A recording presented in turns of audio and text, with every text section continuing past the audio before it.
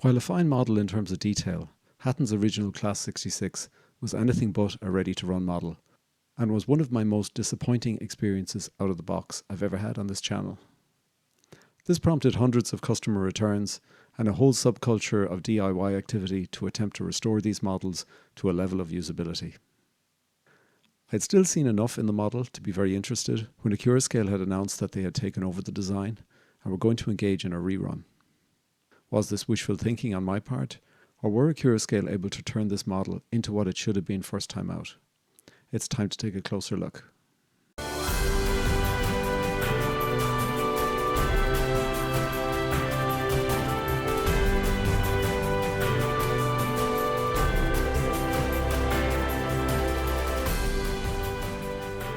Hi, thanks for joining today's review. We'll kick off with our usual unboxing of one of the two models that I'm going to be looking at today. We'll then get into our close-up views, and again we'll repeat this for actually both models. And as part of the close-up views, I'm going to take a quick close-up view of the rotating axle boxes. This was one of the weak points of the original Hattons design, and I just want to see how well these are working on the new model. We'll also take a look at the lid in the roof that's used for the DCC upgrade. And there is an issue there, unfortunately, with regard to some vibration, and we'll take a look and a listen to that. Then we'll get into our running session. We'll do a short running session with one of the models, and then get into our summary, scoring, and final recommendation. Okay, let's get underway. I've already taken off, there's an outer sleeve on this, the typical one that you get. It comes in this, it's quite an enormous box. So if you have got the Class 55 Deltics from Accurascale, you'll be familiar with this sort of box. So it's talking about a few things here to watch out for, which I shouldn't need to watch out for because I already have my DCC decoder installed, so that's certainly not going to be applicable. And I'm just going to be using this on a standard DCC layout, so yeah, there's nothing, there shouldn't be any problems with either of those, but just something to watch because you do have to change the dip switches. If you're using a different decoder, for example, then you need to start playing around with the dip switches.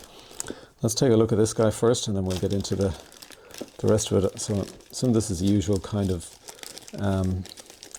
brochure, or kind of outlining the detail of the model, etc., giving you some background, that kind of thing. It's quite it's smaller. Please read these instructions for operating your model for the first time. So we'll certainly look to do that. It's got the blowout, the usual blowout that you get, and which is always kind of handy to have. It shows you where the clips for body removal are. So it doesn't look like there's any really complex body removal. Hopefully not. If you want to add a driver, for example, or if you are adding DCC. Hopefully that's pretty straightforward, and it just shows fitting the drivers here. I think I have a couple of drivers already, so I'll probably be adding those at some stage, and just talks about the oiling. So that's pretty straightforward. There isn't a huge amount of that in terms of background, but kind of the essential information. The user guide. So this is really, I suppose, giving you the kind of history and background of the Class 66, and it gives you some of the liveries, etc. So the two liveries I've gone for the Freightliner, and we'll actually do the running session with the Freightliner. And I've also gone for the DB Schenkner, the red, which kind of obviously a more modern livery as well. So they're the ones. The GBRF is quite a nice livery as well, so that would be a nice one to get. Well, I do have that in a Backman model. So the usual little booklet, and then we get the this on the DCC information. I actually like the card format because it's a handy size. It's better than an A4 sheet, and we'll be checking through this when I put it on the track. And I don't think there's going to be anything unusual in here. I'd expect a good, the usual comprehensive set of lighting control and sounds. We've got cab lights, night headlight, tail lights off, which you'd expect, tail lights only, tail lights on both ends, okay, and then not used, and then there's a few other little pieces there. So that looks all very fine. So let's take a look at the model itself. So we might just back up a little bit here so we have plenty of room. I'll just zoom out a bit. This is just so big, the box. Take him out. And these are heavy. It's a heavy model. So this is based on the original design from the now defunct Hattons. Let's get everything out of the way. I did do a kind of, I wouldn't say it was a full review. I kind of took one of these out on the track. I purchased one of these from Hattons previously, and it was a disaster. I'll put a link in the description to that review. It really was a horror show. It's the worst, I'd say the worst running session I ever had, and we know that they had running problems. Okay, so this is quite nice. Full buffer beams with buffers, spring buffers and everything installed for both ends with the kind of air dams, etc. And then some small amount of additional detailing. So they look pretty good. Nice to be putting one of those on. Now, just to highlight, I guess we had this extra piece of protection sitting up here, which I do welcome. So let's take this guy out. There is good weight in this, which there was on the original as well. So there she is, and quite a nice looking model.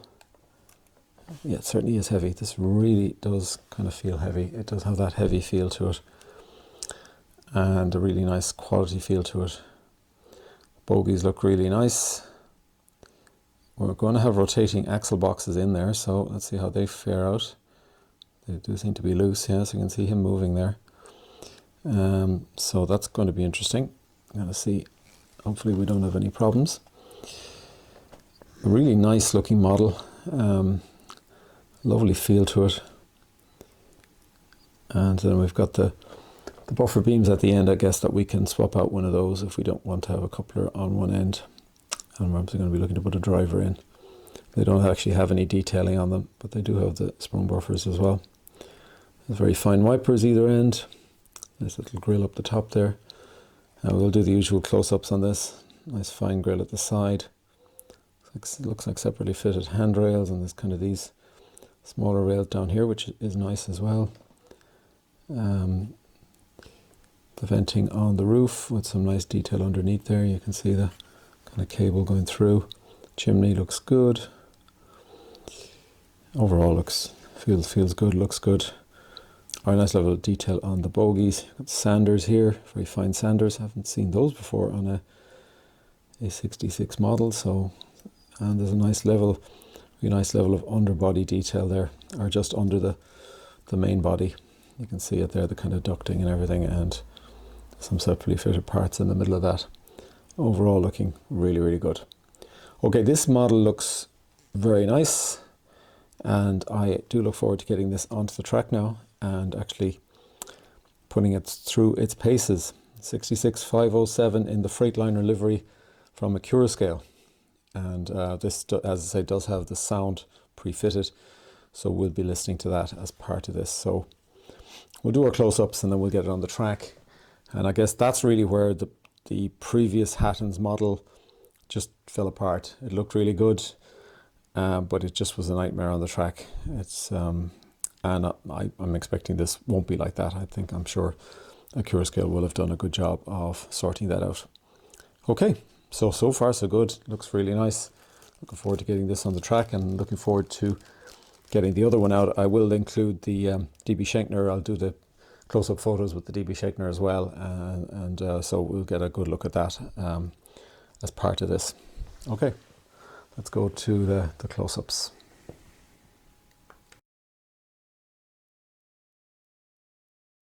Okay, let's get into the close-up view. So we'll start off with the Freightliner version, and you can see the engine end there. There's a very nice grille effect, a lot of separately fitted parts. You can see the nice glazing on the cab and the very nice bogies underneath, with a lot of underbody detail there. You can see the ducting, the cabling, some chain detail, the sanders there, very fine, nice sanders. You've got the tanks in the middle. Overall, a very nice livery, and really to a very high degree of quality. And again, you've got the chimney on the top, and that's also part of the removable section of the roof. We'll see that a little bit later on. And again, we've got the detail under there, the nice steps there. And again, very nice rendering of everything there.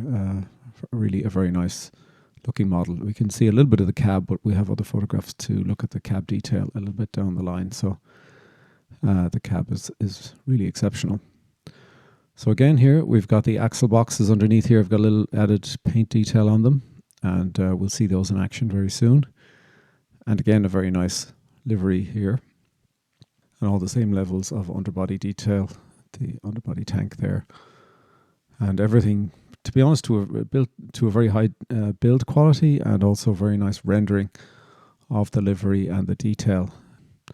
This really is an exceptional model in terms of the delivery. It's on a par, if not better, than the original Hattons model, but I'll let some of the Hattons owners make comments with regard to that. And again, you've got a little bit of a view of the cab there, which is a lot of detail in that cab. So now we're taking the 360 view, and we will get a look at the front and rear here. And I think they're very nice glazing on the front, very fine, detailed looking wipers. We've got sprung buffers either end. We've got the detail lighting either end. We've got obviously the options in the detailing kit to swap out the couplers there and have a full air dam on either end if that's what you wanted. And overall, a very nice rendering of this particular Freightliner green model. Very, very pleased with it. And it just has an overall high quality feel to it. And similarly now for the DB Schenkner model, I like the rendering of this. I think possibly the photography doesn't do it full justice. I think the red here is a very nice red. I do like it. With the red DB Schenkner, sometimes you can get the red mightn't quite work, but it does work for me in real life. I think it's very good. And again, overall, a very nice looking model indeed, and does full justice to the Class 66. So what we're going to do now is actually take a little bit of a look at the axle boxes in action. And this is on the DB Schenkner ones that have got extra detail on them. And you can see that they're operating flawlessly here. And I didn't have any problems in the whole number of days that I was working on this review. Here's the top hatch where you can actually add in the DCC decoder if you need to do that, or change the dip switches for the lighting options, again, if you need to do that. It's quite a tidy looking area here. There's only the kind of basic wires. Sometimes you have a lot of wiring going through this area, and it can be a little bit of a rat's nest trying to fit a decoder, but this one is actually looking quite good. Okay, so now we're going to listen to the sound distortion on the roof. We've got our hand on the roof at the moment, which is kind of muting that sound because it's making sure there's a good contact. And when we take that off, there you go, you can hear it. Do you hear that extra level of distortion that comes? That's because there's a little bit of looseness in that roof. Even though that roof looks pretty solid on there, it isn't. It needs to be taken off and put back on again properly.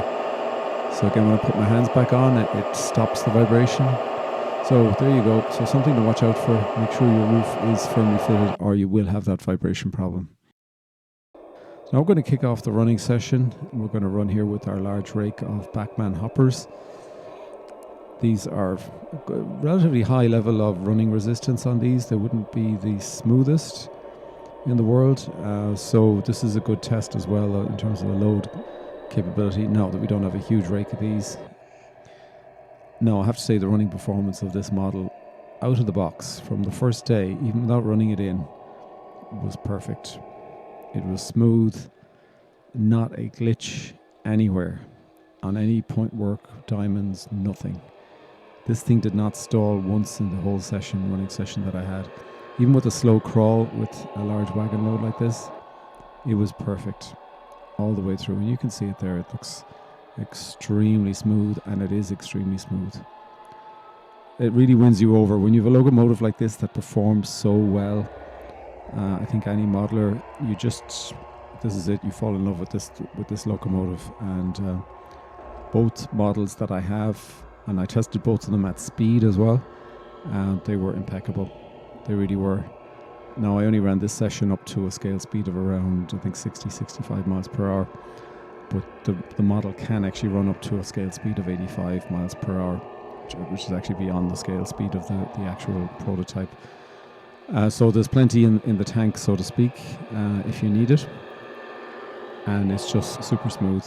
It is just a joy to run with this. And even the difference in current consumption with the wagon load was nearly imperceptible over and above what the current consumption was with the model itself. And so typically if you're running within prototypical speeds, you'll be running around the 200 milliamp mark. And you'll see very little difference with the load. Well, this size of load, obviously if you have a much larger load, I'm sure you'd see some difference. And you can just see it here coming to a slow crawl, to a stop, and it's also super smooth. These models are a joy to run, compared to the first experience with the Hattons version. It's just no comparison. This is probably one of the best running models I've ever put on the track. Okay, so that brings us to our summary. So we've been looking at the 66507 as being our main review model, which is a DCC fitted model in the Freightliner Powerhaul livery. There are a range of other liveries that are available, so please check out the Accurascale website. And they've got a lot of extra specials as well, which are giving additional liveries. It comes with all-wheel drive, all-wheel pickup, as you'd expect. Minimum radius 2 curves, and I did run this over radius 2 curves without any problems. Sprung buffers, highly detailed cab, and there is a top cover hatch, as we saw, for easy access to the DCC decoder. It comes with kinematic coupling mechanism with M pockets and tension lock fitted. And it's 21-pin DCC ready, or it comes in a DCC sound fitted. They're the two options available. Now there's a Stay Alive power pack fitted in both options, so that's good. And there's a very comprehensive lighting package for directional headlight, cab, train and top and tail modes. Top scale speed tested was 85 miles per hour, and that was 100% power, and it was drawing a peak of 230 milliamps at that particular level. Drop that down to more the kind of normal speeds around the 70 mark, and you're going to get sub 200 milliamp in terms of the peak current. Unboxed weight is a heavy 716 grams, and the selling price for the DCC ready model is $169.95, and for DCC sound it's $259.99. And those are effectively the standard prices. You don't tend to see these discounted too much, but then every now and again that does occur, so keep your eyes out for that. So the running performance on this model is impeccable, and it really is a very easy call to make that it is a 10 out of 10, because I did not have a problem in 3 days of very intensive running. I didn't have one problem. It was really smooth. Now I did run them in, but to be honest, when I took them out of the box, they were super smooth anyway. They didn't really need the running in. So a 10 out of 10. It's a really fantastic performing locomotive. Really, really good. Appearance and detail, again, a 10 out of 10. I think the level of detail is exceptional. The underbody looks really good. The bogies look absolutely excellent. The whole effect with the rotating axle boxes really works, and it works really well. These are really good models. Now, I guess the original Hattons models were also excellent from a visual perspective, so Accurascale have probably just kind of refined that a little bit and done a very good job. The sound is not 100% perfect. We do have that issue with the roof, which causes the vibration. And then a few little quirky things in terms of the sound files, some volume levels, maybe a little bit low. Some people had problems even when they changed the volume levels, that it gave some trouble with their models, and they had to reset their decoders. And then the fact that something like the Spirix valve, it's not available as a separate control, and there are some separate controls available, so separate functions. It's not 100% perfect, but it is very good still nevertheless, and so I shouldn't underestimate that. And I would say it's at least as good as the original Hattons, albeit the issue with the roof is probably the main thing that affects the quality. Extras and variants, again, a 9 out of 10. The only gap here really is getting a driver in the box. That's the main gap. Everything else is there. You could probably argue maybe something like magnetic couplers as well, but I think they're always left up to the buyer to get those. So really the driver is the only the gap here. It's got all the other bells and whistles that you'd expect, and really good comprehensive set of functions on this in terms of lighting, etc. Build quality is a 10 out of 10. I didn't have one piece of an issue on the two models that I got. Absolutely nothing. So probably two of the best models actually I've got from Accurascale, where I haven't had any issues either running wise or any sort of detailing wise or anything. This build quality was 10 out of 10. Really, really good. Packaging and documentation, 10 out of 10. It's all there. Really well boxed, best in class. Only complaint about the box is its physical size. It is a little bit on the large size, so it's going to take an awful lot more space if you want to keep these boxes, which you will want to do. So that's the only downside, but otherwise the quality is there, and there's a good set of documentation as well. Price value for the DCC sound model, I'm making it a 9 out of 10. I think it's really, really good. You're in that 9 out of 10 range when you're just over the 250 mark. If you're below the 250 mark, a model of this quality would be absolutely a 10 out of 10. So, and some people may think it's a 10 out of 10 anyway, but it's just really good. It's really good value for what it is. I mean, it's 260 isn't cheap, but by today's standards, this is cheaper than I paid for the Bachmann Class 70 I got this year, which was not a good model. It was a 10-year-old model without any real enhancements. Of course, I did give that a low score in terms of value because it was such. In terms of the present day, this is up there in terms of one of the best value models you can get.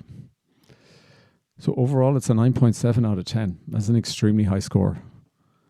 That's like one of the highest scores, if not the highest score I've ever had on the channel. So, and I think it's well deserved. I think the appearance, the running performance, all the other capabilities and the packaging and build quality, it's just an exceptional model. Accurascale have hit this one out of the park as far as I can see. Now, would welcome any feedback in the comments if people have had issues with their models or other things. But I've purchased two of these because I do have a number of other Class 66s, so I didn't really want to get into a fleet replacement type activity. So, at least with two models of equivalent quality, that's a pretty good benchmark. Let me know if you did have any issues other than, say, the sound problems, which we've kind of talked about. But if you had any other issues with these models in terms of running performance, then please let us know in the comments. But for the two models I had, I would rate them at this level. They really were good models. They were exceptional. It's just a joy to run. They're just so good. So that's the scoring. Is at the very best level of scoring of a model you can buy today. Let's get into our final recommendation. The Accurascale Class 66 encompasses everything that was good about the original Hattons model, with none of the downsides. Visually stunning with excellent build quality, the running performance is impeccable out of the box, ranking with the best of any model I've reviewed on the channel, and I'm open to the argument that this is the best ever in that regard. If there is any area that isn't 100%, it's the overall sound solution, as we mentioned earlier. It's still very good and superior to most models, but there is room for improvement in the sound implementation. Cab detail is best in class, and the overall paintwork and detail is what we have come to expect from Accurascale. While solid models in their day, you'll never look at a Bachmann Class 66 the same after experiencing this. For existing Bachmann owners like myself, it's a case of augmenting the existing fleet rather than engaging in a full replacement right now. That said, I know which Class 66 I'm going to be using the most going forward. This was one of the most pain-free model reviews of the year. Despite giving it a very thorough shakedown over 3 days of intensive and high-speed running, I didn't find one glitch in its performance. That in itself is testimony as to just how good this model is. For any modern image modeler, this is a must-own model. While more or less sold out now, watch out for reasonable value as a pre-owned model, and keep an eye for any restocked models from Accurascale themselves.